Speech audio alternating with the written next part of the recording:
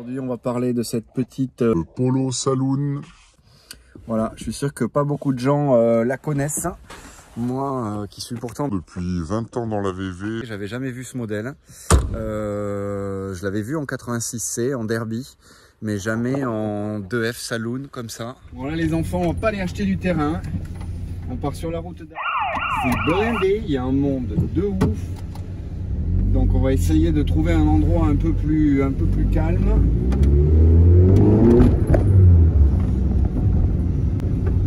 Franchement, celle-là, je vais la regretter.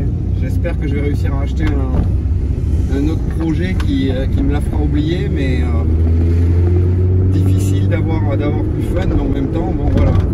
Les autres autos que j'ai, c'est vraiment des rêves de gosse, et voilà, s'il y avait un choix à faire, ça ne pouvait être que celle-là.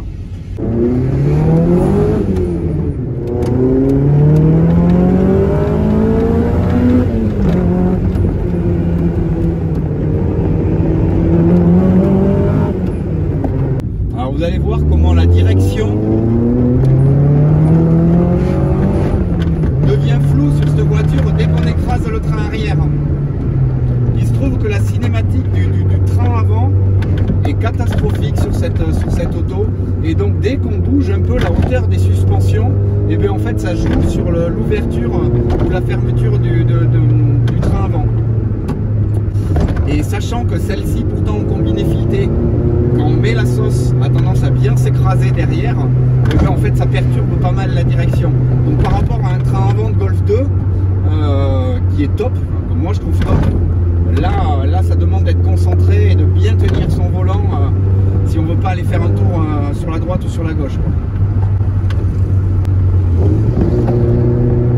Mais c'est tellement fun.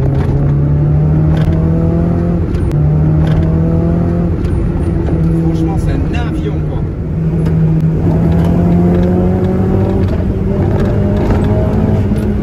Vous avez vu?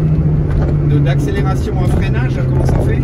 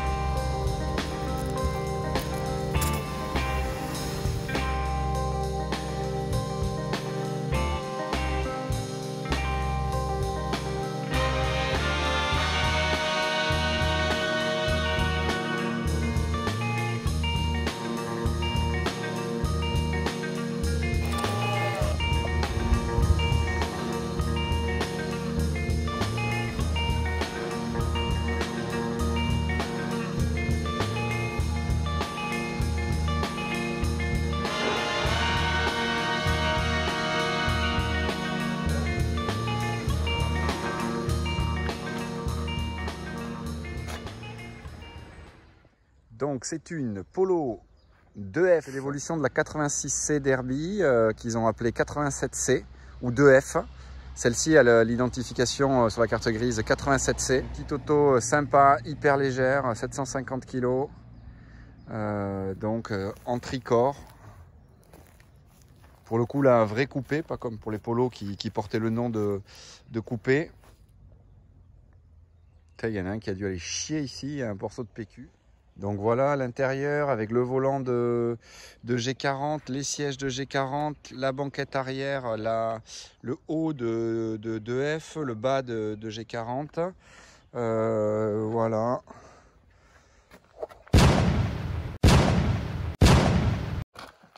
Ici les petits manos, le pommeau Golf 3 GTI Anniversary, un faux bien sûr en aluminium. Le petit compteur qui va bien. Les compos motifs super style avec les élargisseurs à l'arrière. Et ici pareil, 6x16, chaussée en 165/40.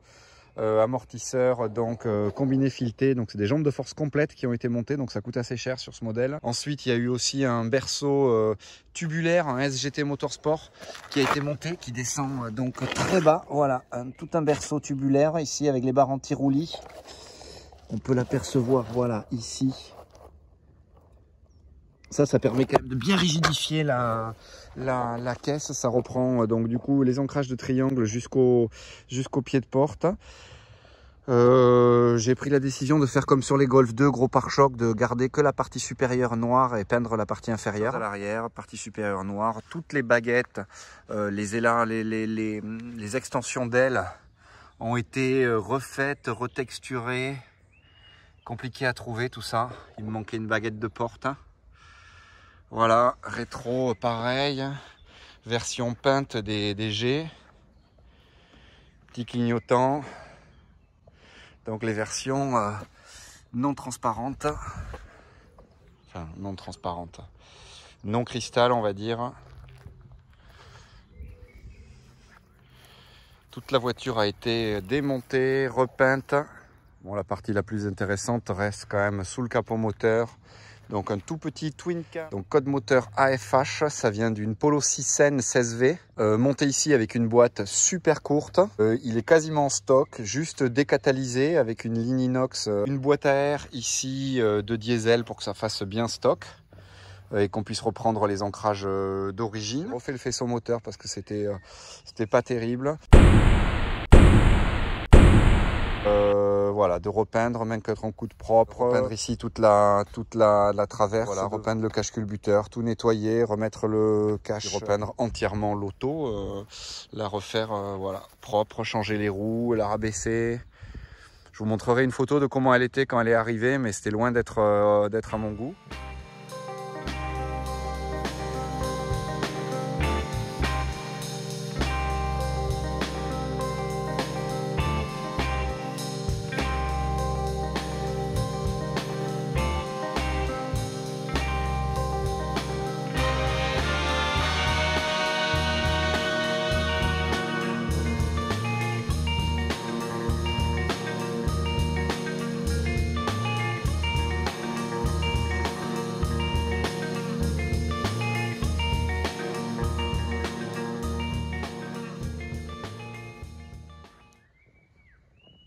Là, on se rend compte quand même qu'il n'y a pas grand-chose, surtout ici, au niveau du berceau tubulaire. Là, voilà, là, il y a quelques centimètres.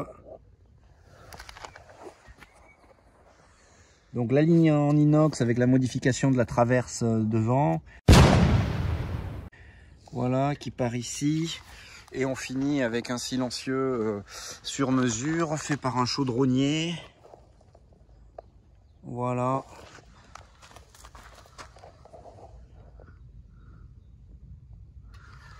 Une sortie en travers comme dans les années 90. Donc tous les logos qui ont été remis en neuf. Merci eBay. Surtout celui-là qui m'a coûté une fortune. Voilà, freinage d'origine, avant-arrière, c'est voilà. C'est suffisant vu que l'auto est très légère. Par contre, ouais, les VV2 là, de Golf 1, ça aurait été pas mal en montage. J'avais prévu un montage un peu similaire avec des freins de Passat 35i.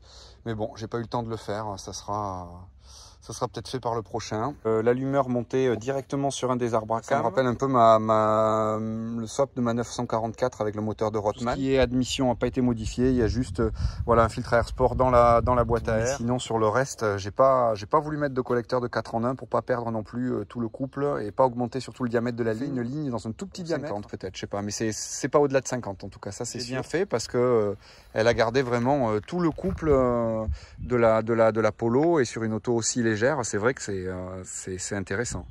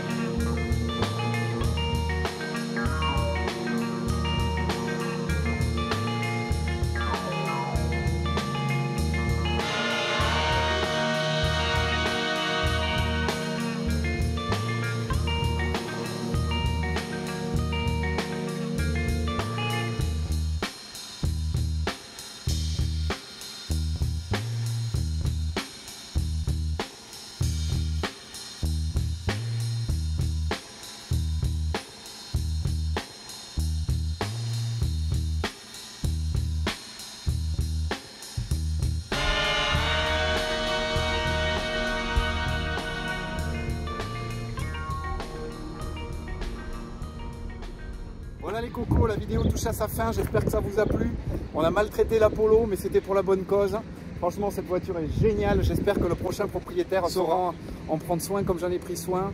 Il fera peut-être pas autant de choses que moi dessus, mais en tout cas, voilà, s'il la maintient dans cet état-là, ça sera déjà super. On se retrouve bientôt pour le premier épisode, je pense, de sa remplaçante, une Golf 1 4 portes avec un 8 soupapes Crossflow dedans, converti avec des Weber 45. Ça devrait être sympa, un peu le même genre de rapport poids-puissance. Donc voilà, si ça vous a plu, surtout, vous n'oubliez pas, vous likez, vous vous abonnez, vous partagez à vos potes, parce que là, avec 150 abonnés, je fais vraiment pitié.